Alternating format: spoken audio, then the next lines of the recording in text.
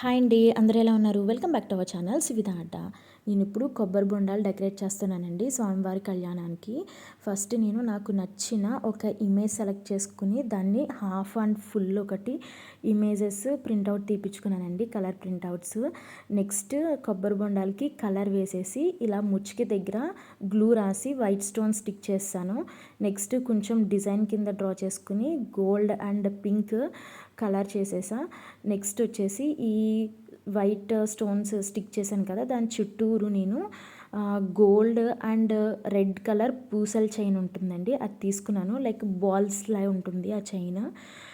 నేను ఒక heart shape గీసుకుని దాన్ని అక్కడ బొండం పైన పెట్టి చుట్టూరు గ్లూతో ఒక అవుట్లైన్ డ్రా చేసుకున్నాను. దాని మధ్యలో రాములవారి ఫోటో స్టిక్ చేసుకుని ఆ హార్ట్ షేప్కి ఇట్లా వైట్ లైక్ గోల్డ్ స్టోన్స్ ఉంటాయి, అవి స్టిక్ చేసుకున్నానండి. ఇవి చాలా రాయల్ లుక్ వస్తుంది ఇవి అంటిస్తే.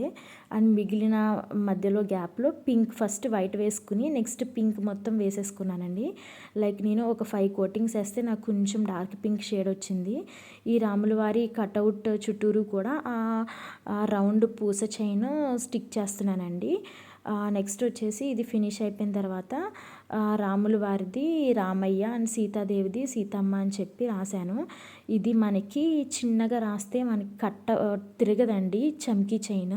సో మనం ఏం చేయాలంటే అక్కడ టూ స్టోన్స్ ఉంటుంది కదా, అట్లా కట్ చేసుకోవాలి, 1 దగ్గర కట్ చేసుకోవాలి.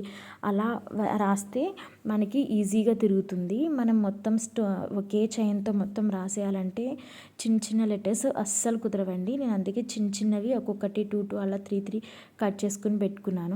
అండ్ ఇప్పుడు ముచ్చికి ట్రాన్స్పోర్టేషన్కి ప్రాబ్లం అని చెప్పి ముచ్చుకులు కట్ చేసేస్తున్నారు. మనకి ముచ్చుకున్నవి దొరకట్లేదు, అంటే కొంచెం ఉన్నా సరిపోతుందండి. సో నేను కొంచెం అందంగా కనిపించడానికి పేపర్ రోల్ చేసుకుని ఆ పైన కొంచెం ఫాస్ట్ గ్లూ ఉంటుందండి, అది దాంతో స్టిక్ చేసి నా దగ్గర ఇట్లా లేస్ ఉందండి, అది మొత్తం కవర్ చేసేస్తున్నాను ఈ పేపర్ కూడా కనిపించకుండాని.